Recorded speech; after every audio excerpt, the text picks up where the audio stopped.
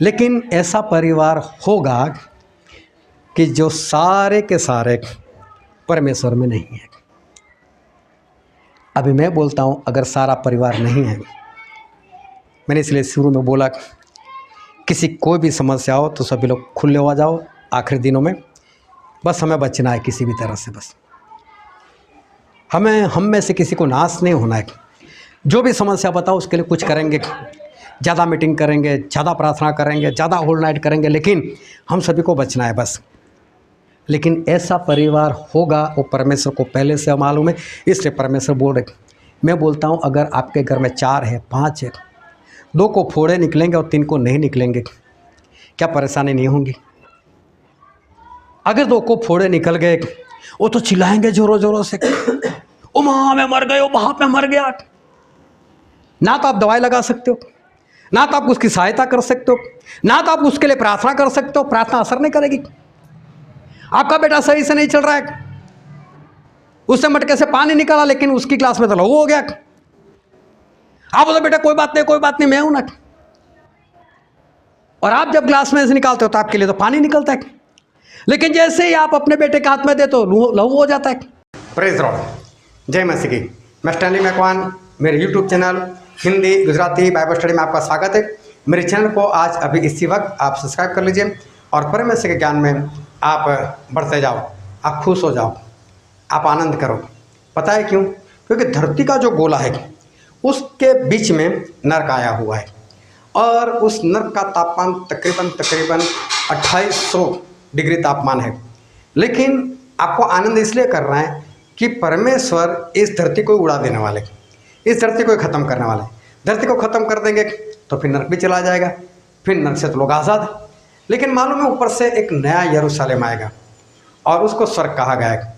और उस नए यरूशलेम के बाहर एक झील बनने वाली है और उस झील को कहा गया है आग की झील।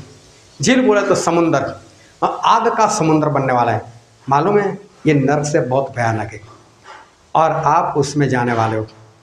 और वहाँ पर मालूम है वो ऐसा एक कुआं है, वो ऐसा एक समुंदर है आग का कि जिसका नीचे तलिया नहीं है। बाइबल में इंग्लिश में उसके बारे में लिखा है बॉटमलेस पिट, जिसका तलिया नहीं, पैर कहाँ पर रखोगे। और मालूम है जब शून्य अवकाश में लोग जाते हैं जहाँ पर गुरुत्वाकर्षण बल नहीं होता है, वहाँ पर ऐसे ही जो ग्रह होते हैं ना वो तैरते रहते हैं, लेकिन वहाँ पर आग होगी और आप उसमें तैरते रहोगे। क्यों परमेश्वर आपको उस आग में डालेंगे? उसके पीछे क्या कारण है और बचने के लिए क्या करना है आपको, वो जानने के लिए मेरे साथ इस वीडियो में लगातार अंत तक बने रहो।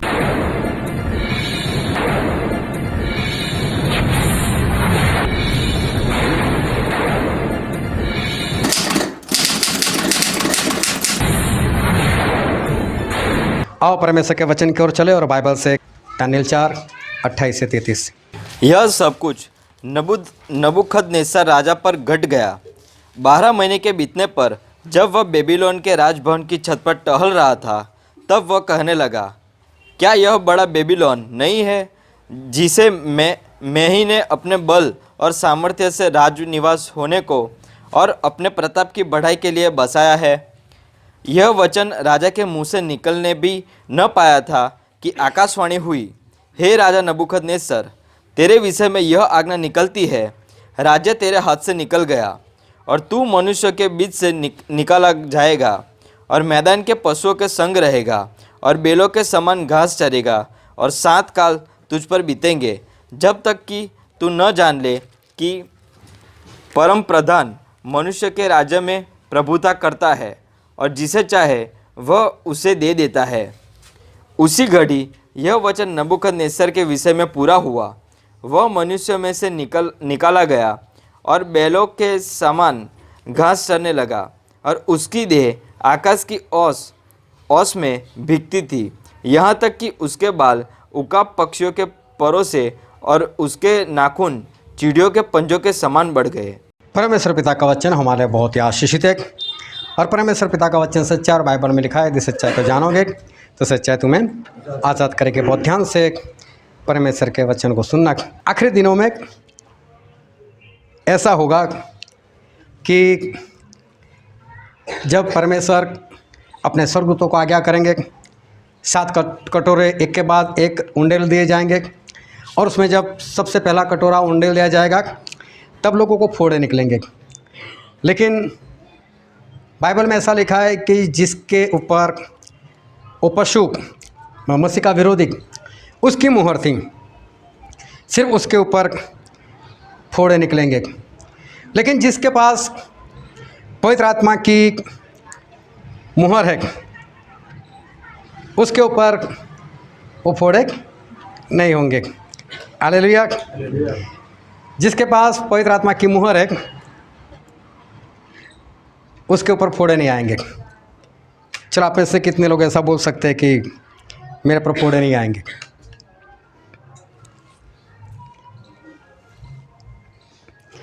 बाइबल में एक ऐसा लिखा है कि जब पवित्र आत्मा तुम पर आएंगे तब मैंने जो जो बातें कही वो तुम्हारे स्मरण में लेकर आएंगे। अगर वो बात पिछले हफ्ते के स्मरण में नहीं आती तो अपने आप को जांचने की ज़रूरत है, और जांच कर उस भंडार की तरह कुछ करने की ज़रूरत है। उसको फोड़े निकलेंगे जिसके ऊपर उस पशु की मुहर थी। लेकिन मैं आपसे कहना चाहता हूँ, क्या उस वक्त आपका जीवन ऐसा है कि आपके ऊपर वो फोड़े ना आए? उसके बाद ऐसा होगा, एक कटोरा और उंडेल दिया जाएगा और सारा समुंदर लहू बन जाएगा। चलो, उससे तो हमको लेना देना वैसे तो है नहीं, ना हम समुद्र में रहते ना हमें कुछ होगा। लेकिन समुद्र में जितने भी जीवधारी थे वो सारे मर जाएंगे, उनकी डेड बॉडी ऊपर आ जाएगी और भयानक सी बदबू धरती पर फैल जाएगी। क्या आपका जीवन ऐसा है कि उस बदबू से आप बच सको? उसके बाद जब तीसरा कटोरा उंडेल दिया जाएगा तब पीने का पानी लहू बन जाएगा। और मैंने एक बात बताई थी कि पीने का पानी सारे सोते के ऊपर, झरनों के ऊपर, नदियों के ऊपर, और जो हम घर में बोर करवाते, जो ज़मीन में से पानी निकलता है, वो भी कहीं ना कहीं झरना है या तो नीचे से बहती हुई नदी है, वो भी लहू हो जाएगा। क्या उस वक्त आपका जीवन ऐसा होगा कि आप पानी निकालो और पानी ही निकले पर लहू ना निकले? मैं बोलता हूँ, क्या आपका पूरा परिवार एक विश्वास में है कि सभी लोग पानी निकाले और पानी निकलेगा लेकिन लहू नहीं निकलेगा? या तो आपके घर में से 2 लोग ऐसे हैं जिनके ऊपर पशु की मुहर है और उनके लिए लहू निकले और दूसरों के लिए पानी निकले। कैसा है आप लोगों का जीवन? उस वक्त 40-40 किलो के बर्फ़ गिरेंगे। हो सकता है बाइक से जा रहे हो, क्या आपका जीवन ऐसा है कि आपके बाइक के ऊपर 40 किलो का बर्फ़ ना पड़े? आप कार में जा रहे हो, 40 किलो का बर्फ़ वो भी इतनी ऊंचाई से गिरेगा तो कार की हालत क्या हो जाएगी? क्या आपका जीवन ऐसा है कि आपकी कार बचाई जाएगी? मैं बोलता हूँ, जिस घर में, जिस अपार्टमेंट में, जिस छत के नीचे आप रहते हो, क्या आपका जीवन ऐसा है कि वो बर्फ़ उस छत के ऊपर ना गिरे? जब कटोरा उंडेल दिया जाएगा तो वहाँ पर अंधकार छा जाएगा, लोग पागल हो जाएंगे, पागल होकर अपनी अपनी ज़बान काटेंगे। क्या उस वक्त आपका जीवन ऐसा है कि आपको उस अंधकार का सामना ना करना पड़े लेकिन आपके ऊपर सूरज की रोशनी हो? उस वक्त सूरज पर कटोरा उंडेल दिया जाएगा, सूरज की गर्मी बढ़ जाएगी और लोग आग से नहीं लेकिन झुलस कर मर जाएंगे। क्या उस वक्त आपका जीवन ऐसा है कि आपको सूरज की गर्मी ना लगे? अगर गर्मी के दिनों में अगर पंखे के बिना नहीं चलता, एसी के बिना नहीं चलता, तो अभी से समझ लेना कि उस वक्त आप नहीं रह पाओगे। और इसलिए कहीं ना कहीं पवित्र आत्मा की मुहर की कमी है, उस बात का पता चलता है। मैं बोलता हूँ, उस वक्त आपके हालात कैसे होंगे? अगर आज आप धूप से परेशान होते हो, जो 42-43 डिग्री तापमान होता है उसमें, तो मैं बोलता हूँ उस वक्त आपका क्या हाल होगा? मैं चाहता हूँ कि आप लोग हकीकत में जियो, सपने में नहीं। हकीकत से वाकिफ़ हो जाओ। पिछले हफ्ते हमने यही सीखा था कि उस भंडारी ने तो अपने आप को जांच लिया था। उसको पता चल गया था कि मैं गया काम से, या तो भिक्षा मांगनी पड़ेगी या तो खड्डा खोदना पड़ेगा, दोनों मैं नहीं कर सकता। तो उसने सोच लिया कि जब मैं नहीं कर सकता तो फिर बचना है मुझे। मैं ऐसा कुछ करूं कि लोग अपने घर में मुझे बुलाए, हाँ भाई हाँ तू तो बहुत अच्छा है। और ये सारी बातें एक ही बात सिखा रही थी कि हमें ऐसा कुछ करना है कि परमेश्वर ऐसा बोले कि हाँ मेरे बेटा आ जा, तू स्वर्ग में आ जा। ऐसा हमें कुछ करना है। उसने हकीकत का सामना किया। सपने में नहीं रहा भंडारी। उसने सोचा कि हाँ सही बात है, मैं पकड़ा गया हूँ, मैंने घपला किया ही किया है। उसने ऐसा कोई विश्वास नहीं किया, उसने हकीकत पर विश्वास किया। उसने अपने मालिक के ऊपर विश्वास नहीं किया। नहीं नहीं मेरा मालिक तो अच्छा है, चाहे मैंने घपला किया ना, अगर मैं उसकी क्षमा मांगूँ तो वो मुझे क्षमा कर देगा, मुझे बचा लेगा, वो मुझे छोड़ देगा। ऐसा फालतू कोई विश्वास उसने नहीं किया। लेकिन उसने अपने हालात देखे, उसने अपना भविष्य देख लिया कि मैं जो काम नहीं कर सकता तो नहीं कर सकता, और मुझे किसी भी तरह से बचना है। बस दिमाग में सोचता रहा क्या करूँ क्या करूँ क्या करूँ, लगातार एक ही लक्ष्य। तब उसके दिमाग में एक आइडिया है कि मुझे क्या करना चाहिए। वो बैठा नहीं, लेकिन तुरंत एक एक्शन में आ गया। मैं बोलता हूँ जिस तरह उसने अपने आप को जांच लिया, उसे कबूल किया, अपने आप से कबूल किया कि हाँ मैंने घपला तो किया ही, किसी तरह से बचना है, और अपने भविष्य को सुधार लिया। मैं आप सभी से कहना चाहता हूँ कि अपने आप को जांचो और भविष्य को सुधार लो और भविष्य को सुरक्षित कर दो। क्यों?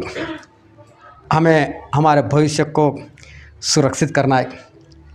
परमेश्वर ने अब्राहम के पास आकर अब्राहम को बताया कि अब्राहम मैं जा रहा हूँ सदोम और अमोरा में, और मुझे पता चला है कि वहाँ लोगों के पाप बहुत बढ़ चुके, और इसलिए मैं वहाँ का नाश करने के लिए जा रहा हूँ।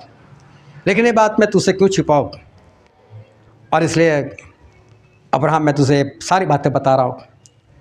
और अब्राहम को याद आया कि सदोम और अमोरा में तो लूत है, मेरा भतीजा है, क्या सबके साथ वो भी नाश हो जाएगा? परमेश्वर को बोल नहीं रहे, बोल भी नहीं सकते कि परमेश्वर लूत का क्या होगा, उसको तो बचा लो, मेरा भतीजा है। उसको मालूम है पाप है तो लूत भी जाएगा काम से। इसलिए अब्राहम सोचते और परमेश्वर से कहते परमेश्वर अगर वहाँ पर 50 धर्मी मिल जाए तो क्या उस सभी दुष्ट लोगों के साथ 50 धर्मी भी मार दिए जाएंगे? परमेश्वर बोलते नहीं अब्राहम ऐसा कैसे हो सकता है? अगर 50 धर्मी हो गए तो मैं तो किसी को नहीं मारूंगा, सारे बचाए जाएंगे जा। परमेश्वर को तो मालूम है कि अब्राहम क्यों बोल रहे। अब्राहम खुश, लूत बच गया, लूत बच गया। लेकिन फिर एक सोचा है कि अरे कहीं 5 कम निकल गए तो, मैं तो 50 का बोला है, अगर 45 निकले फिर तो परमेश्वर मार देंगे। परमेश्वर एक बात बोलो, बोलो बोल बोलो परमेश्वर 45 हो तो 5 कम हो तो, अरे 5 कम है तो क्या 5 के लिए मैं सभी का नाश कर दूं? मैं किसी का नाश नहीं करूंगा जा। अब्राहम फिर खुश, फिर डर लग रहा है 45 नहीं निकले तो। कम करते करते परमेश्वर एक बार और हिम्मत करो, परमेश्वर एक बार फिर बोलो। ऐसा बोलते बोलते बोलते 10 पर आकर रुक गए। अब बोलने की हिम्मत नहीं रही। परमेश्वर अगर 10 धर्मी हो तो, और परमेश्वर ने बोल दिया अगर 10 भी धर्मी होंगे ना मैं किसी को नहीं मारूंगा। अब चाहे अब्राहम को डर हो या ना हो, लेकिन यहाँ पर बात खत्म हो गई। लेकिन मालूम है, हालेलुया, अपने दोनों हाथ उठाकर बोलो हालेलुया। जब परमेश्वर वहाँ पर गए तो परमेश्वर ने लूत को बचा लिया और लूत वहाँ पर बच गए। लेकिन एक बात पता चलती है कि अगर 10 धर्मी होते तो परमेश्वर किसी का नाश नहीं करते। तो वहाँ पर 10 धर्मी नहीं थे, वहाँ पर 10 धर्मी नहीं थे, सिर्फ एक लूत, और लूत धर्मी थे और लूत बचाए गए। परमेश्वर ने बोला ए नूह, आज एक बार फिर नूह हमारे सामने, ए नूह बोले तो अपने लिए, अपने परिवार के लिए किश्ती बना ले, एक जहाज बना ले, लेकिन मैं तो इस पूरी धरती का नाश करने वाला हूँ, सभी को मैं ख़त्म कर दूंगा। लेकिन नूह को तो बचने को बोला कि नूह तू बचाया जाएगा, तू अपने लिए और अपने परिवार के लिए एक जहाज बना ले। और नूह जहाज बनाने लगे। बूढ़े थे, 100 साल लगे, कोई बात नहीं, परमेश्वर 100 साल तक इंतजार किया, लेकिन नूह को तो बचाना ही है, लूत को तो बचाना ही है। लूत को बचाकर निकाल दिया।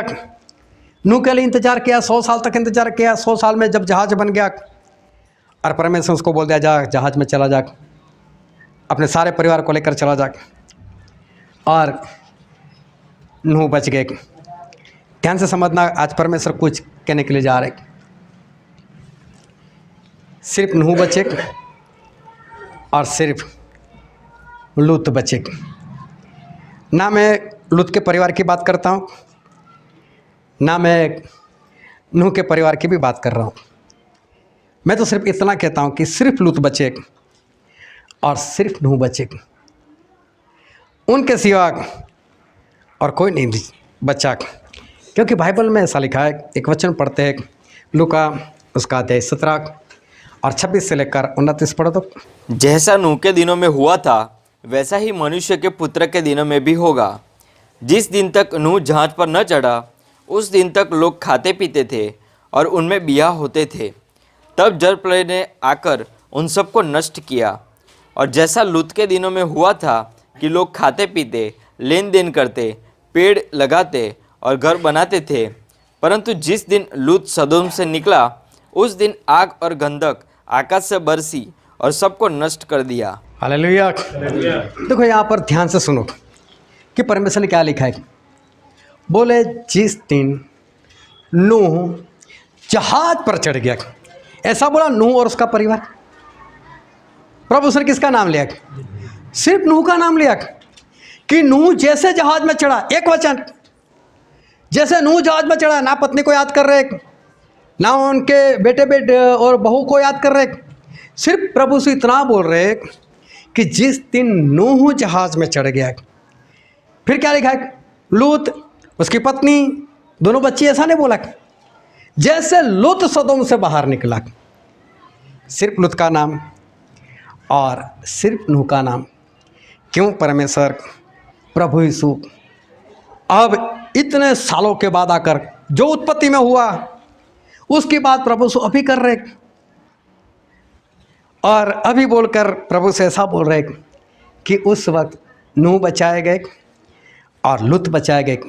ना नूह के परिवार की बात कर रहे, ना लूत के परिवार की बात कर रहे। मैं नहीं कहना चाहता कि वो लोग नहीं बचे थे, लेकिन प्रभु से सिर्फ दोनों का ही नाम लिया, सिर्फ लूत का और सिर्फ नूह का।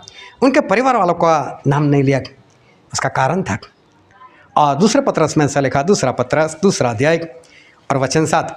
और धर्मी लूत को जो अधर्मियों के अशुद्ध चाल चलन से बहुत दुखी था छुटकारा दिया। क्या लिखा है? धर्मी लूत। ना उसकी पत्नी के बारे में धर्मी लिखा है, ना उसकी दोनों बेटियों के बारे में धर्मी लिखा है। कौन धर्मी था? लूत। अब्राहम ने क्या बोला? परमेश्वर 10 मिले तो, वो 10 मिले तो भी मैं सबको बचा लूंगा। कोई भी नहीं था, एक ही था बस। पूरे सदोम और अमोरा में अगर कोई धर्मी था तो कौन था? सिर्फ और सिर्फ लूत। इस बात को याद रखना। फिर प्रभु उसने ऐसा बोला कि जल प्रलय के वक्त जहाज में कौन चढ़ गया? नूह चढ़ गया। परिवार का नाम नहीं लिया। और उत्पत्ति में ऐसा लिखा, उसका अध्याय 6 और वचन 9। नूह की वंशावली यह है, नूह धर्मी पुरुष और अपने समय के लोगों में खरा था और नूह परमेश्वर ही के साथ साथ चलता रहा। हालेलुया। कौन धर्मी था? नूह। ना उसकी पत्नी के बारे में लिखा है, ना उसके 3 बच्चों के बारे में लिखा है, ना 3 बच्चों की पत्नी के बारे में लिखा है।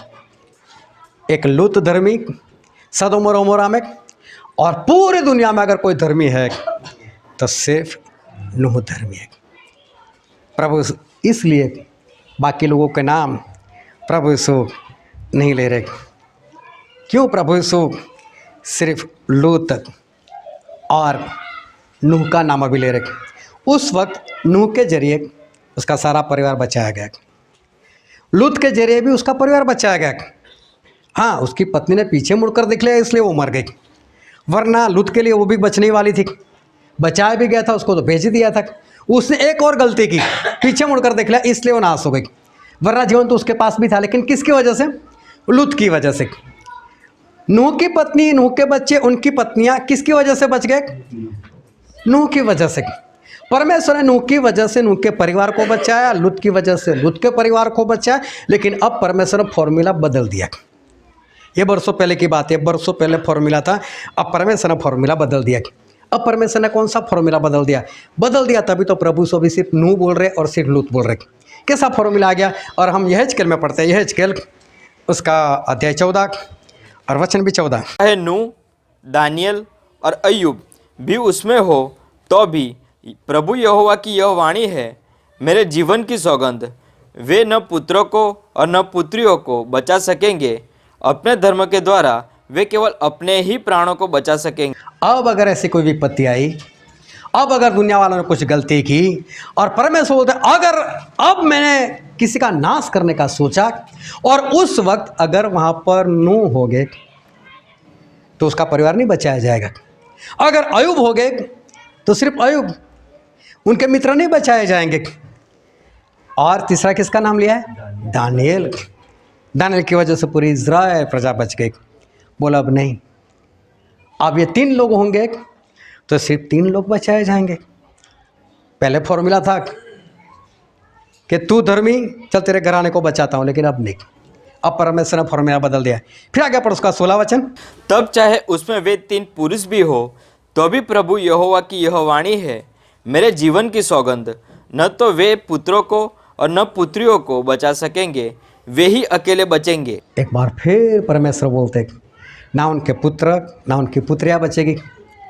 वो 3 नूह, अय्यूब और दानियल, वो अपने आप को बचा सकते, लेकिन उनकी वजह से उनके बेटे बेटी नहीं बचाए जाएंगे। अब फॉर्मूला चेंज हो गया। फिर उसका 18 वचन पढ़ो। तो चाहे उसमें वे 3 पुरुष हो तो भी प्रभु यहोवा की यह वाणी है, मेरे जीवन की सौगंध, न वे पुत्रों को और न पुत्रियों को बचा सकेंगे, वे ही अकेले बचेंगे, परंतु देश उजाड़ हो जाएगा। एक बार फिर लिखा, तीसरी बार परमेश्वर क्या बोलते हैं? उनके बेटे बेटी नहीं बचेंगे, सिर्फ नूह, अय्यूब और दानियल। फिर उसका 20 वचन भी पढ़ो। तो चाहे नूह, दानियल और अय्यूब भी उसमें हो तो भी प्रभु यहोवा की यह वाणी है, मेरे जीवन की सौगंध, वे न पुत्रों को और न पुत्रियों को बचा सकेंगे, अपने धर्म के द्वारा वे केवल अपने ही प्राणों को बचा सकेंगे। हालेलुया। अपनी आज्ञाकारी के कारण वो सिर्फ अपने आप को बचा लेंगे।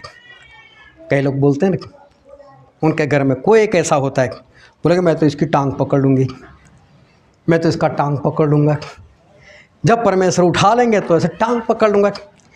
लेकिन अभी तो खींचना बंद कर। जो आज खींच रहे टांग, वो कल कैसे पकड़ पाएंगे?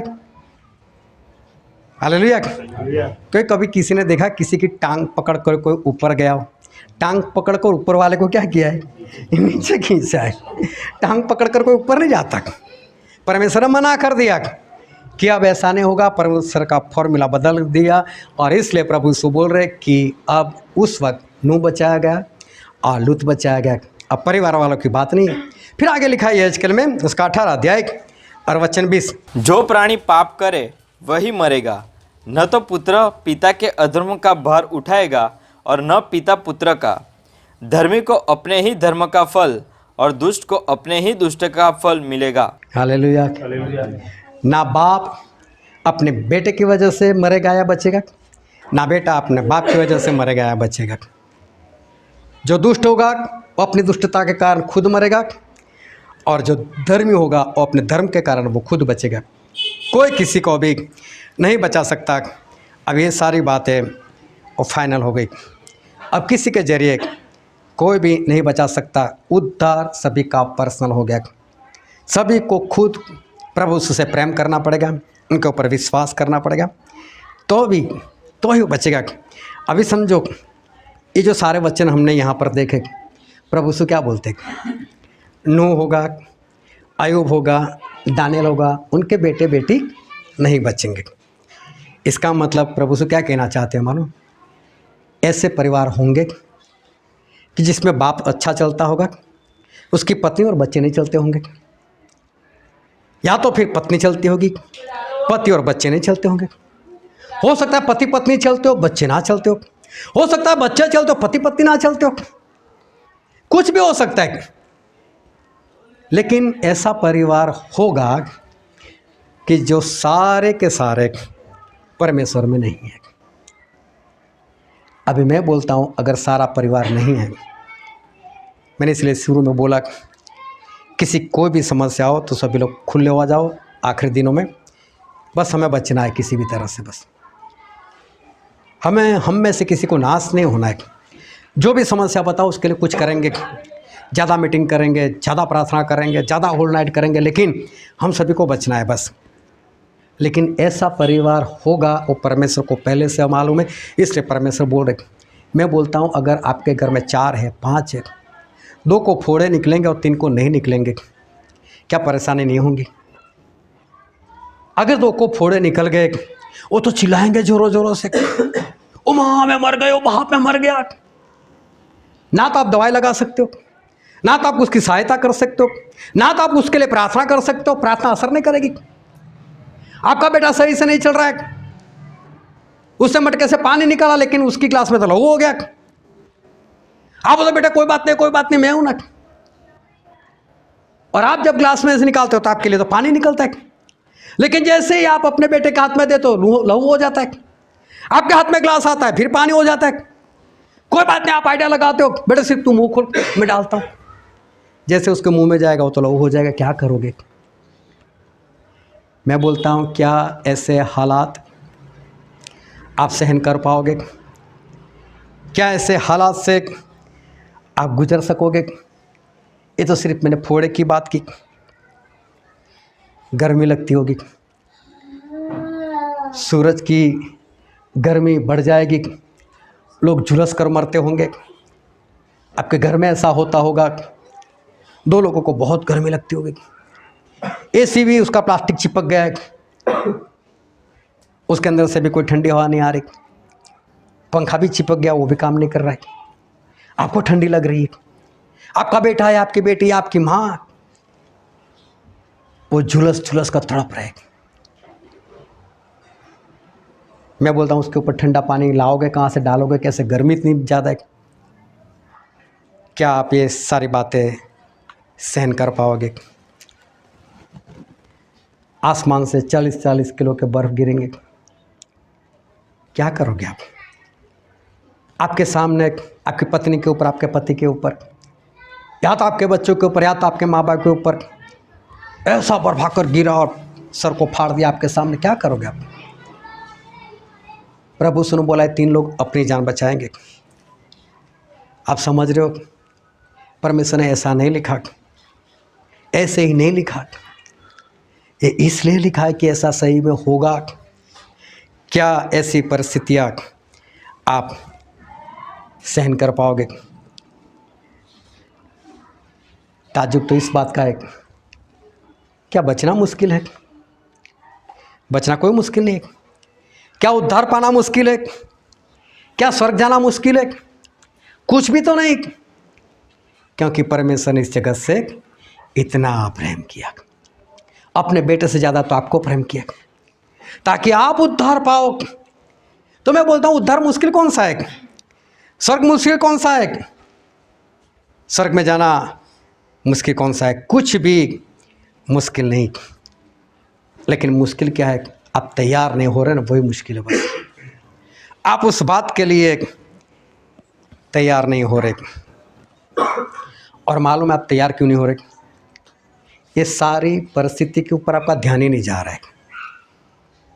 ये मत सोचना है मैंने पहली बार बताया, मैंने पहले भी बता चुका हूँ, ऐसा होगा, पहले भी आप सुन चुके हो। लेकिन जब आप सुनते हो तब अंदर से कांप जाते हो, जब आप सुनते हो तब आपके सामने से दृश्य आ जाते हैं। जब मैं बोलता हूँ 40 किलो का बर्फ किसी बच्चे के ऊपर गिर गया, आपको अपना बच्चा दिखाई देता है नज़रों के सामने, कहीं ऐसा होगा, लेकिन उसके असर सिर्फ दरवाजे तक रहती है। उसके बाद आप भूल जाते हो कि क्या हुआ, क्या सीखे, क्या नहीं, उस तरफ आपका ध्यान नहीं। नबूकदनेस्सर अपने ज़माने में बहुत सामर्थ्य राजा था और उसने पूरी धरती के ऊपर कब्जा कर लिया था। कोई ऐसा देश नहीं था जिसके ऊपर उसका कब्जा ना हो। वो अन्य जाति से था, वो परमेश्वर को मानने वालों में से नहीं था, वो परमेश्वर को जानता नहीं था, परमेश्वर को पहचानता नहीं था। लेकिन वो परमेश्वर से पूर्ण रीति से अनजान। लेकिन ऐसे व्यक्ति को एक बार सपना आ गया, सपने से डर गया। सपने में बड़ी मूर्ति देखी उसने, जिसका सर सोने का था, छाती और हाथ चांदी के थे, उसके नीचे का हिस्सा पीतल, फिर लोहा और मिट्टी और लोहा मिक्स। एक पत्थर उस पहाड़ से कट कर आया अपने आप, उसने उस मूर्ति के पंजे के ऊपर मारना शुरू कर दिया, पूरी मूर्ति को चूर चूर कर दिया। एक ऐसी हवा आई, इसको उड़ा कर लेकर चली गई और वो जो पत्थर था उसका बड़ा पहाड़ बन गया, जिससे पूरी धरती पर गई। इसे सोचा ये सपना ऐसे नहीं आया। ध्यान से समझना, हम एक अन्य जाति के व्यक्ति की बात कर रहा हूँ। उसको सपना आया, उसको पता चला कि सपने का कुछ मतलब होना चाहिए। हालेलुया। ये तो हमको मालूम है कि परमेश्वर सपने से बात कर रहे हैं, ये तो हम मसीह लोगों को मालूम है, ये अन्य जाति से। लेकिन वो बोल रहा है कि इसका कोई मतलब होगा। जादू टोना करने वाले को बोला, उसको नहीं मालूम मसीह के लोग इसका मतलब बता सकते। जादू टोना करने वाले को बुलाओ। फिर आइडिया आता है, अगर मैंने सपना बता दिया और किसी ने कुछ भी बोल दिया तो बोले मेरे सपने का मतलब बताओ। राजा जी सपना बताओ, बोले सपना भूल गया। सपना भी बताओ, मतलब भी बताओ। अब कौन ऐसा होगा जो सपना भी बताए मतलब भी बताए? कोई नहीं है। राजा का क्रोध भड़क उठा। ध्यान से समझना, अगर आप सपना भूल जाते तो टेंशन नहीं करते हैं। भूल गए तो भूल गए, उसमें कौन सी बड़ी बात है। कोई भी सपना भूल जाता है तो यहाँ टेंशन नहीं होता है। तो बोलता है ज्ञानियों को मार दो, मतलब सपना याद है। कोई अर्थ नहीं बता सकता। परमेश्वर कुछ बताने के लिए जा रहे और किसी को अर्थ नहीं मालूम तो सपना है, फायदा क्या? ये ज्ञानी लोग का क्या फायदा? मारो ज्ञानी लोगों को। मारने वाले दानियल के पास गए। दानियल बोलता मैंने कौन सा गुनाह किया? बोले राजा का हुक्म है। बोले क्यों? बोले ऐसा ऐसा हो। बोला मुझे लेकर जाओ राजा के पास। हे राजा किसी को मत मार। बोल क्या हुआ? बोले सपना आया। तो बोले ठीक है। बोले सपना भी बताओ, मतलब भी बताओ, उसमें कौन सी बड़ी बात है? कल आकर बताता हूँ ना, आज का दिन दे दे। शद्रक मेशक अबेदनगो को बोले आ जाओ भाई, मैं भी ज्ञानी, आप लोग भी ज्ञानी, सभी लोग मरेंगे। चलो परमेश्वर के पास जाते। परमेश्वर से प्रार्थना की, सो गए। परमेश्वर ने वही सपना दानियल को बताया। दानियल सुबह बिंदा से पहुंच गए। राजा तेरा सपना मैं बताता हूँ। सारा सपना बता दिए। राजा हैरान, बोले मुझे सपना आया था, इसको कैसे मालूम? सही में इसका परमेश्वर जिंदा है। बोले तो सपना बता, अभी मतलब भी सुन ले। मतलब भी बता दिया। और राजा बहुत हैरान, कैसा भी कोई परमेश्वर है। उसने तो दानियल को दंडवत किया। बोले इसको भेंट चढ़ाओ, इसको बलि दो। बोले इसके जैसा परमेश्वर कोई है ही नहीं। दानियल का परमेश्वर सच्चा परमेश्वर। पहली बार नबूकदनेस्सर को पता चला कि दुनिया में कोई परमेश्वर है, सच्चा परमेश्वर है। और सच्चा परमेश्वर जो है वो तो इज़राइल का परमेश्वर है, वो तो दानियल का परमेश्वर है। और उसको पहली बार ये परमेश्वर का अनुभव हुआ। लेकिन अभी उसको इतना ही था कि परमेश्वर तो हमारे भी तो है ही नहीं, इनके भी है तो हमारे भी होंगे। कई लोग बोलते हैं ना बहुत सारे परमेश्वर है, लेकिन है सही में इसको ऐसा कि ये तो इज़राइल का परमेश्वर, लेकिन हमारा भी परमेश्वर तो परमेश्वर ही है। हमारा परमेश्वर किसी जगह पर कमज़ोर हो गए होंगे तो नहीं बता पाएगा। इनके परमेश्वर ने बात बता दे, कोई बात नहीं। और वो बिंदास है। और तभी एक बात उसके दिल में आई। उसने एक बड़ी मूर्ति बना ली और बोलता है जो कोई इस मूर्ति की पूजा ना करे उसको आग की भट्टी में डाल दिया जाएगा। बोले इसी की पूजा करो। और लोग उसकी पूजा करने लगे। लेकिन शद्रक मेशक और अबेदनगो ये 3 लोग पकड़े गए। बोले लोग पूजा नहीं करते। राजा के पास लेकर आए, राजा जी ये आपकी बनाई हुई मूर्ति की पूजा नहीं कर रहे। बोले ऐसा इधर आओ। अभी राजा ने उसको भी बड़ा पद दिया था, राजा पहचानते थे। बोला आप लोग मेरी बनाई मूर्ति की पूजा नहीं करते। तो बोले देखो एक मौका देता हूँ, जब सारंगी बाजे सब बजने लगे तो आप लोग इसकी पूजा कर लेना, और अगर नहीं करोगे तो इस आग की भट्टी में मैं डाल दूंगा, और इससे बचा सके ऐसा कोई परमेश्वर है क्या?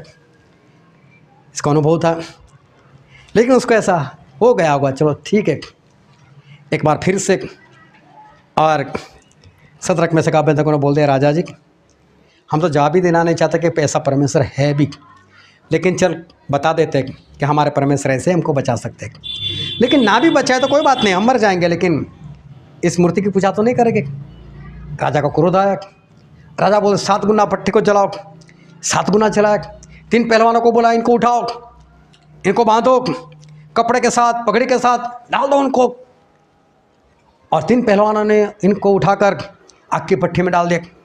उसकी जो गर्मी बाहर लगी उससे वो 3 पहलवान बाहर ही झुलस कर मर गए, और ये लोग जैसे अंदर पड़े सिर्फ इनके बंधन जल गए, वो खुले हो गए। मालूम नहीं पट्टी कैसे बनाई होगी, लेकिन राजा अपने सिंहासन पर से देख रहे, बाज वाले को पूछ रहे, ये 3 लोगों को डाला था ना? बोले हाँ। बोले मुझे 4 लोग दिखाई रहे, और वो चौथा तो परमेश्वर के पुत्र के समान। बोले हाँ हमें भी 4 ही दिखाई देते। शद्रक मेशक अबेदनगो बाहर निकलो, बाहर निकलो। बोले ऐसा कोई परमेश्वर नहीं जो अपने भक्तों के कारण आग की भट्टी तक आ जाए। बोले सच में तुम्हारा परमेश्वर परमेश्वर है। बोले इनके परमेश्वर को सभी लोग मानो, और जो कोई नहीं मानेगा उसका घर जो है कूड़ेदान बना दिया जाएगा। देखो नबूकदनेस्सर ने परमेश्वर को देखा, अपनी आंखों से देखा, चाहे जो भी स्वरूप में आए हमारे परमेश्वर, लेकिन नबूकदनेस्सर ने परमेश्वर को देखा। पहले तो अनुभव किया था, अभी तो अपनी आंखों से देखा है। हालेलुया। और कुछ वक्त के बाद एक बार फिर इसको सपना आया, नबूकदनेस्सर को सपना आया।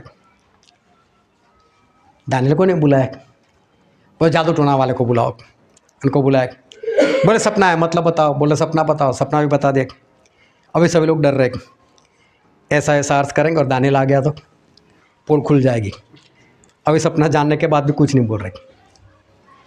पहले तो दानियेल का अनुभव नहीं था, तो दानियेल को कोई नहीं बुलाने वाला था, लेकिन अभी तो दानियेल का अनुभव हो गया तो दानियेल को बुलाएंगे, दानियेल सही है कि नहीं।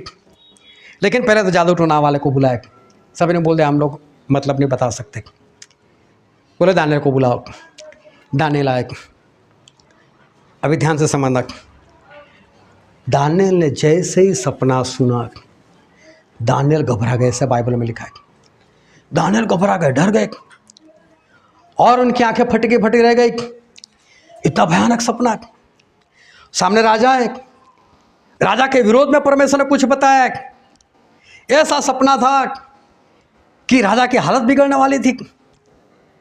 राजा ने दानियेल को देखा, ऐसा डरा हुआ तो दानियेल मैंने भी कभी नहीं देखा। नबूकदनेस्सर बोले दानियेल डर मत, जो भी बता दे चल। बोले राजा जी ये जो सपना और उसका मतलब तुम्हारे दुश्मन के ऊपर लागू हो, तुम्हारे ऊपर नहीं। बोले वो सब छोड़, है क्या वो बता। बोले आपको जो सपना आया ना उसके हिसाब से तो ऐसा होने वाला है, आप पशु के जैसे हो जाओगे, आपके नाखून बढ़ जाएंगे, पंछियों के पंजे के समान हो जाएंगे, आपके बाल जो है उकाब के पंख के समान हो जाएंगे, और मालूम है आपको बेड़ियों से बांध दिया जाएगा, जंगल में आपको रख दिया जाएगा, आप पशु के समान हो जाओगे, आपके अंदर से समझ चली जाएगी, आपकी ज्ञान, आपकी समझ, आपकी बुद्धि सब कुछ निकल जाएगा, और आप घास खाओगे। आपको घर में नहीं रख दिया जाएगा, आपके ऊपर छत नहीं होगी, आसमान से ओस और बरसात आपके ऊपर होगी जिस तरह से पशुओं के ऊपर गिरती है। और ऐसे 1-2 दिन नहीं, 1-2 हफ्ते नहीं, 1-2 महीने नहीं, 7 साल ऐसा होगा। नबूकदनेस्सर 7 साल ऐसा होगा। सपने का मतलब भयानक था। दानियेल डर गए थे। और एक वचन पढ़ते हैं हम, दानियेल नबी का पुस्तक, उसका अध्याय 4 और 19 से लेकर 27 तक पढ़ दो। तब दानियेल, जिसका नाम बेल्तशस्सर भी था, घड़ी भर घबराता रहा और सोचते सोचते व्याकुल हो गया। तब राजा कहने लगा, हे बेलशास्सर, इस स्वप्न से या इसके फल से तू व्याकुल मत हो। बेलशास्सर ने कहा, हे मेरे प्रभु, यह स्वप्न तेरे बैरियों पर और इसका अर्थ तेरे द्रोहियों पर फले।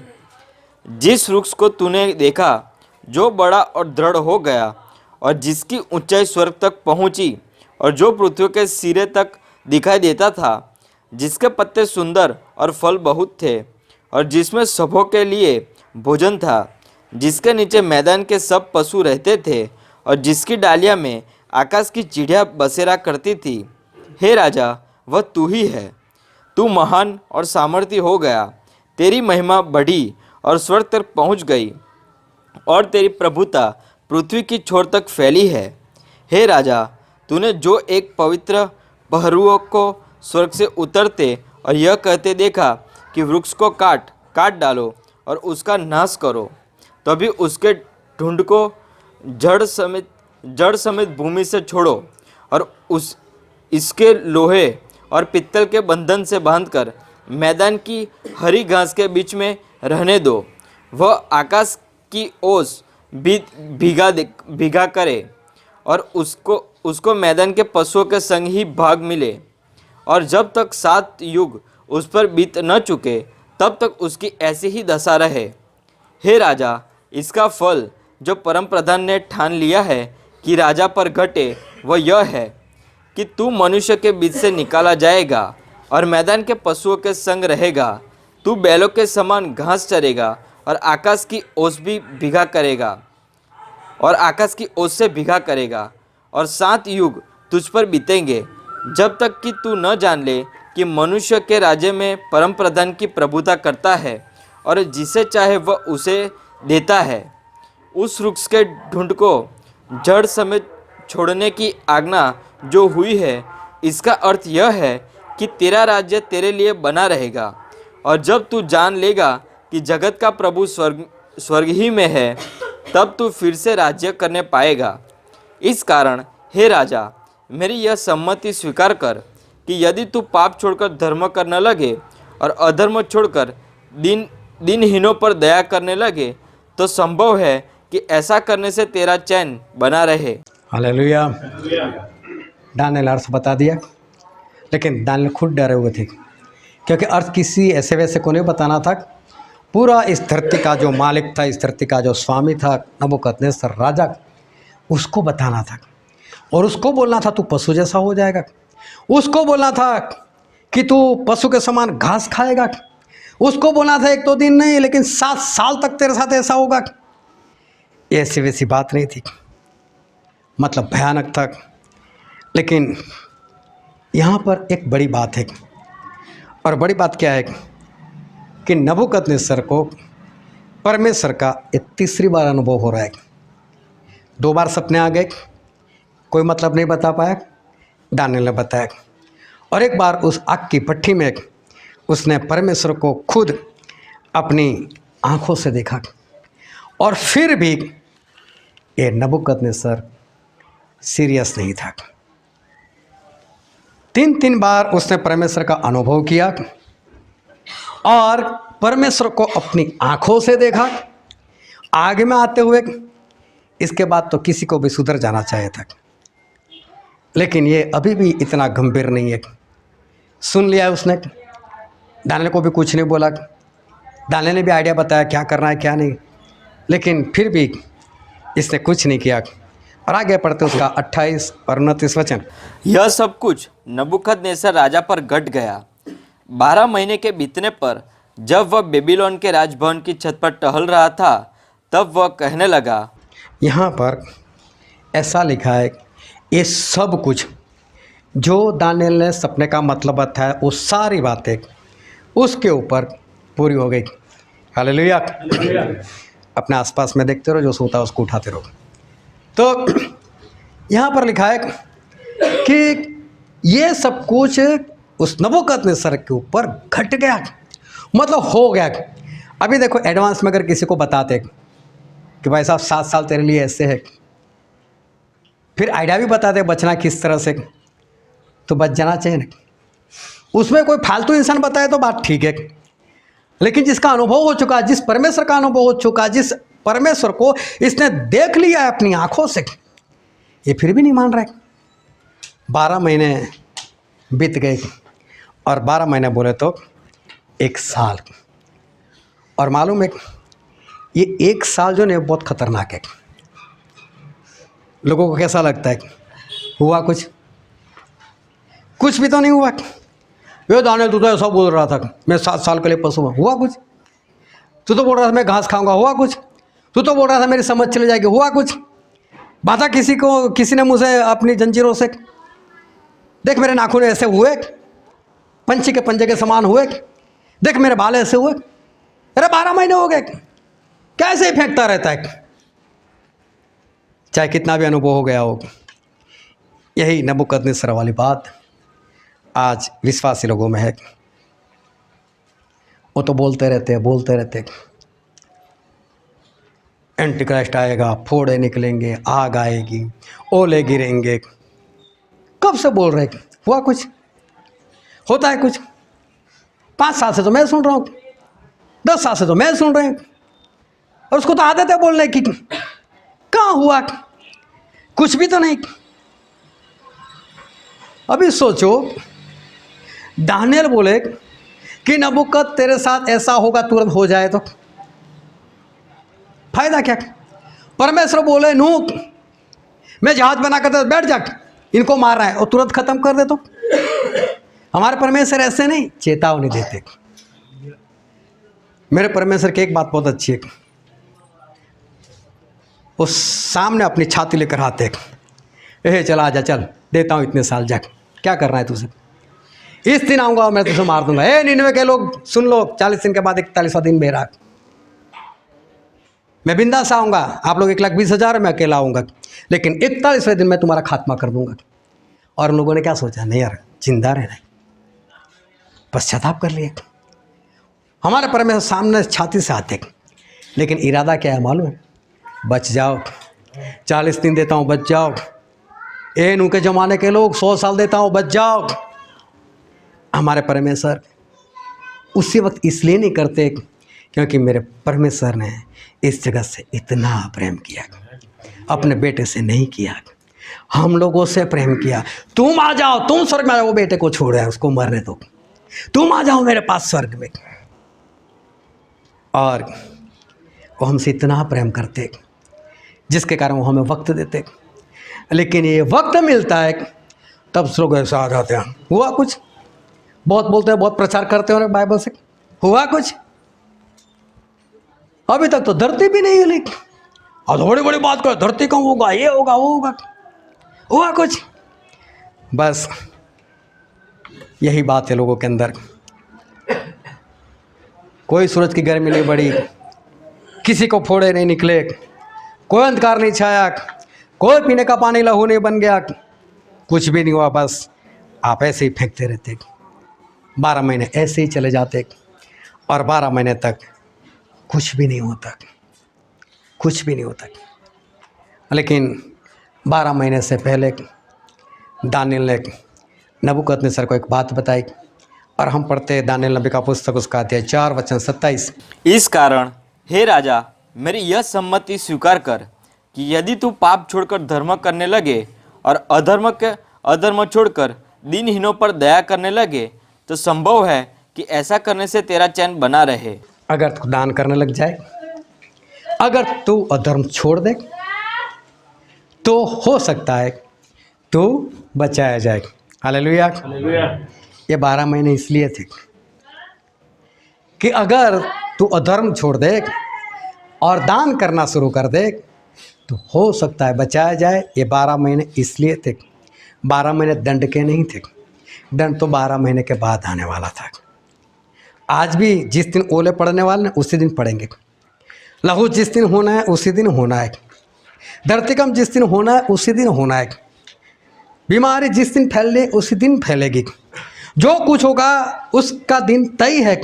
लेकिन जो बीच में नहीं हो रहा है ना, वो आपके सुधार के लिए है। बस वो भंडारी अच्छा था, उसे तुरंत सोचा क्या करूं क्या करूं क्या करूं, बचना है बचना है बचना है बचना है, एक्शन। अरे बोलता मैं राजा, मुझे कौन निकालेगा, क्या होगा मेरे साथ। बस यही है, भंडारी नहीं बनना, हम तो राजाओं के राजा के बेटे हैं ना, हम भंडारी नहीं। बचना नहीं चाहते, कुछ एक्शन में लेना नहीं चाहते, राजा बनकर बैठे, हमें कुछ नहीं होगा, हमें कुछ नहीं होगा। ये वक्त जो आपको मिला है, ध्यान से समझो, ये वक्त आपको तैयारी का मिला है, और मुझे नहीं मालूम ये वक्त कब तक चलेगा। हो सकता है 2025 में पवित्र आत्मा का काम बंद हो जाएगी, और उसके बाद आपके पास कोई भी वक्त ना हो। लेकिन बरसों से परमेश्वर एक वक्त दिए जा रहे, वक्त दिए जा रहे, ये तैयारी का वक्त है। लेकिन तैयारी के वक्त को लोग ऐसा समझते, कहाँ कुछ होता है, कहाँ कुछ होता है, कुछ नहीं होने वाला, और मालूम है फिर ये बातें भूल जाते। ये भी दिमाग में नहीं रहता 40 किलो का बर्फ़ पड़ने वाला है, लाओ उसके लिए तैयारी करें, पीने का पानी लहू बनने वाला है, लाओ उसके लिए कुछ करें। भूल जाते हैं कि फोड़े आने वाले, मेरे पर ना है, मेरे परिवार पर ना है, मेरी पत्नी पर ना है, मेरे पति पर ना है, मेरे बच्चों पर ना है, लाओ मैं कुछ करूं।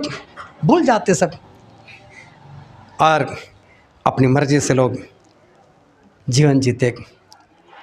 लेकिन परमेश्वर जिस वक्त बोलते हैं, अगर उसी वक्त हो जाए ना तो कोई ना बचे। और हमारे परमेश्वर चाहते हैं कि सारे बचाए जाए। सोचो उस नबूकदनेस्सर की 12 महीने के बाद, 1 साल के बाद हालात कैसी होगी। जो पूरी धरती के ऊपर राज कर रहा था, पशु बना कि नहीं हो, 7 साल के लिए उसको जंजीरों से जकड़ कर रखा कि नहीं, उसके पूरे शरीर के ऊपर ओस और बरसात गिरती रही कि नहीं, 7 साल उसकी समझ चली गई कि नहीं, उसके नाखून इस तरह से बढ़ गए कि उसका हाथ, उसका पंजा और पंछियों के पंजे के समान हो गया कि नहीं, क्या उसके बाल वो उकाब के पंख के समान हो गया कि नहीं। कौन नहलाएगा उसको, 4 पैरों से चलने वाला बना, उसको एक राजा को बांध कर रखा, 7 साल तक उसने घास खाया। क्या अब उसको अकल है कि घास नहीं खाना चाहिए, या तो उसको अकल है कि सिर्फ 2 दिन खाता हूँ, 2 टाइम खाता हूँ, नहीं। क्या उसको अकल है कि 1 दिन तो छोड़ दूँ, उपवास कर लो, नहीं। कोई समझ नहीं उसकी हालत कैसी हो गई। मैं तो बोलता हूँ फिर भी नबूकद की हालत तो अच्छी थी, फिर भी नबूकदनेस्सर की हालत अच्छी थी। लेकिन ये जो धरती का गोला है, उसके बीच में सर से लेकर पैर तक हमारा जो शरीर है ना, उसमें पेट कहाँ पर आता है, बीच में आता है ना। उसी तरह से धरती का जो पेट है, पाताल का मतलब वही होता है, उसका जो पेट है चारों तरफ से बीच में वहाँ पर नर्क बना हुआ है। ये धरती का गोला एक लिमिटेड है, अंदर नर्क बना हुआ लिमिटेड है। वहाँ का तापमान 2800 डिग्री है, लिमिटेड है। लेकिन परमेश्वर ऐसा बोलते हैं कि एक सिंहासन रखा गया, और उसके सामने से धरती टल गई, यह आसमान चला गया, और आसमान से एक नया यरूशलेम उसे दिखाई दिया। और प्रभु से बोलते हैं ये एक सिक्के वाले को बाहर के अंधेरे में डाल दो। मतलब ये नया यरूशलेम, उसके बाहर जो भी जगह है वो अंधकार की जगह है। आज रात सभी लोग अपने टेरेस के ऊपर जाना, चारों ओर देखना, इस धरती और आसमान के बीच में कितनी जगह है, और वो आसमान भी चला जाएगा जो हमको दिखता है, उसके ऊपर आसमान है। सोचो कितनी जगह हो जाएगी। आप जब नीचे से ऊपर सूरज को देखते हो, मालूम है कितना दिखाई देता है, इतना सूरज दिखाई देता है। लेकिन इस धरती से हजारों गुना ज़्यादा बड़ा है, तो सोचो कितनी स्पेस होगी।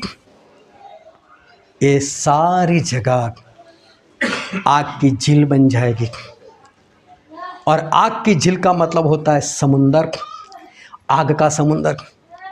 जब आप इस धरती के ऊपर जो समुंदर है उसको देखते हो, ये धरती का गोला लिमिटेड, उसके अंदर समुंदर लिमिटेड, उस समुंदर को देखते हो आपको सामने वाला किनारा नहीं दिखाई देता, और आप समुंदर से डर जाते हो। इंसान बड़े बड़े जहाज उसकी रेत के ऊपर, किनारे के ऊपर बड़ी बड़ी जंजीरों से बांध कर रखते, कहीं पानी इसको बहा कर लेकर ना चला जाए, इसको कहीं डूबो ना दे। इतना इंसान को डर लगता है, तो सोचो कि ये पूरी जितनी आकाश गंगा हम बोलते हैं, वो चारों ओर सिर्फ आग और आग हो, वो आग का समुद्र कितना भयानक होगा। वहां पर कोई गुरुत्वाकर्षण बल नहीं होगा कि आपको ऊपर से डालो और आप कहीं नीचे चले जाओ। बाइबल में उसको बताया गया है, ये बॉटमलेस पिट है, मगर जिसका तलिया नहीं, ऐसा खड्डा है। अगर उस आग में किसी को डाल दिया गया ना, वैसे हाथ पैर हिलाता रहेगा, हाथ पैर टिकने की कहीं जगह नहीं, ना नीचे कहीं पर पैर टिका सकता है। वो धनवान तो अच्छा था, वहां से देख रहा है सामने कुछ दिख रहा है, यहाँ आपको सामने कुछ नहीं दिखेगा, सामने कुछ भी नहीं है, यहाँ पर कुछ नहीं दिखने वाला समुंदर है, आग का समुंदर है, कीड़े हैं वहां पर। वो तो 2800 डिग्री तापमान हो तो धरती के अंदर, क्योंकि हम उसके ऊपर रहते हैं, कहीं हमको गर्मी ना लग जाए, तो परमेश्वर ने लिमिटेड तापमान रखा है। ये समुद्र का तापमान कितना होगा मालूम नहीं। जिस तरह से उस शून्यावकाश में लोग स्पेस को छोड़ देते, ग्रह को छोड़ देते, ऐसे घूमता रहता है, अपनी मर्जी से नहीं घूमता, कहीं पर भी जाता है। उस तरह से वो इंसान जो वो आग की झील में डाल दिया जाएगा, वो इधर घूमता रहेगा। 7 साल के बाद ये नबूकदनेस्सर को तो समझ वापस आ गई। उसने आसमान को और देखा, परमेश्वर मुझे क्षमा करो, आप ही परमेश्वर, आपके सिवा कोई नहीं है। लेकिन मैं बोलता हूँ, उस आग की झील में से कोई 7 साल नहीं होने वाले। वहाँ तो सुबह ही नहीं होगी, वो तो अंधकार है, सुबह ही नहीं होगी। 7 साल की क्या बात करते हो, एक रात नहीं गुजार सकोगे, क्योंकि रात ही रात है। कितने भयानक हालात। मैं सिर्फ इतना कहना चाहता हूँ कि नबूकदनेस्सर को पता होना चाहिए था। 3 बार मैंने परमेश्वर का अनुभव किया। दानिएल जो बोलते सही बोलते, लेकिन इसको ऐसा 12 महीनों क्या हुआ, दानिएल सही बोलता रहता है बस। तूने तो बोला था एक ही सोने का सिर चला जाएगा, चांदी वाला आएगा, कहाँ है? अभी भी तो मैं ही तो राज कर रहा हूँ। मैं बोलता हूँ अक्कड़ गर्दन को छोड़ दो, इस बात को छोड़ दो। मैं स्पष्ट बोलता हूँ, हमारे पास वक्त सही में नहीं है। क्या इस सारी बातों को सहन कर पाओगे? क्या नबूकदनेस्सर को तो ऐसा था कि वो सहन कर गया, लेकिन आग की झील को क्या सहन कर पाओगे? नहीं होगी सहन, और ना ही वहाँ से हमारा कोई छुटकारा होगा। परमेश्वर बार बार चेतावनी देते, जो होने वाला है उस दिन होकर ही रहेगा। लेकिन भंडारी ने अपने आप को जांच लिया, हाँ मैंने घपला किया है, हाँ मैंने पैसा चोरी किया है, हाँ मैं मेरे मालिक के पैसे खा गया हूँ, लेकिन कुछ ऐसा करता हूँ कि मालिक को लौटा देता हूँ, चाहे गड़बड़ी कर कर कुछ भी कर कर। मैंने आपको बताया था, गड़बड़ी तो हो ही चुकी है, लेकिन कुछ तो करो, अभी ओवर टाइम करो, 2 घंटे 24 मिनट छोड़ो, डबल दो, ट्रिपल दो, कुछ तो करो उस भंडारी की तरह, या फिर इस नबूकदनेस्सर की तरह कर कर नाश में जाना है, वो आपके हाथों में। लेकिन हमारे परमेश्वर बहुत स्पष्ट कह रहे, वक्त नहीं है, हमें किसी भी तरह से बचना है। अगर आप उस आग की झील को नहीं सहन कर सकते, तो मैं बोलता हूँ अपने आप को तैयार कर लो, बस वहाँ नहीं जाना है, उसको कोई सहन नहीं कर पाएगा। गए तो छुटकारा भी नहीं है, आज है आपके पास, आज उसको छोड़कर आप उस नए यरूशलेम के अंदर जा सकते हो। जो होने वाला है, एक एक बात होगी आपके सामने होगी। लेकिन उससे पहले मैं बोलता हूँ, होने से पहले ये 12 महीने जो हमको मिले, आज से 12 महीने मत गिनना। मैं सिर्फ बाइबल में जो लिखा है सिर्फ अंदाजे की बात कर रहा हूँ कि नबूकदनेस्सर को 12 महीने मिले थे। जितना वक्त हमको मिला वो तैयारी के मिले, और अब भी जितना वक्त मिलेगा मुझे नहीं मालूम आज का ही दिन है कि कल का दिन है, मुझे नहीं मालूम। तैयार हो जाओ, बस तैयार हो जाओ, ताकि आप उससे बचा जाओ। नबूकदनेस्सर मत बनो, लेकिन वो भंडारी के समान तैयार हो जाओ। हालेलुया। आओ सभी अपने आँखों को बंद करें, अपने मस्तकों को प्रभु से आगे झुकाए। मेरे प्रियो, ये वक्त है कि हम अपने आप को जांचें और हम अपने आप को परखें। क्या आज मैं उस भंडार की तरह वचन मानता हूँ, या इस नबूकदनेस्सर की तरह? परमेश्वर इन दिनों में चेतावनी और चेतावनी दिए जा रहे, क्योंकि परमेश्वर नहीं चाहते हम में से कोई भी नाश हो जाए। उन्होंने हमसे इतना प्रेम किया कि अपना एकलौता बेटा दे दिया। उस बेटे से इतना प्रेम नहीं कि जितना हमसे प्रेम कर रहे हो। क्या आप बचना नहीं चाहोगे? क्या आप उस भंडारे की तरह अपने आप को जांचोगे नहीं कि हाँ मैं खड्डा नहीं खोद सकता, मतलब मजदूरी नहीं कर सकता, मैं भिक्षा नहीं मांग सकता, मैं नरक में नहीं जा सकता, मैं उस आग की झील में नहीं गिर सकता, मैं उसको सहन नहीं कर पाऊंगा, मुझे कुछ करना पड़ेगा, मुझे कुछ करना पड़ेगा? क्या उस भंडारे की तरह आज हो नहीं रहा है? क्या किया पिछले हफ्ते? या फिर उस नबूकदनेस्सर की तरह बनना है, गर्दन को अकड़ रखना है और आखिर में घमंड से बोलना है कि सब कुछ मेरा है? अकड़ गर्दन रखकर क्या पशु बनना है? मैं बोलता हूँ अपने आप को अच्छी तरह से जांचो, परखो, पवित्र आत्मा की मुहर ले लो, जिसको गंवा चुके एक बार फिर से प्राप्त कर लो। अब आखिरी दिन ज़्यादा मीटिंग करो, ज़्यादा इकट्ठा हो, ज़्यादा प्रार्थना में बनो, अपने आप को किसी भी तरह से तैयार कर लो, बस अपने आप को बचा लो। ये बचने के लिए वक्त दिया है, उसका सही इस्तेमाल करो। ये वचन समझने के लिए, ग्रहण करने के लिए, उसके अनुसार चलने के लिए प्रभु की कृपा हम सभी पर होने पाए।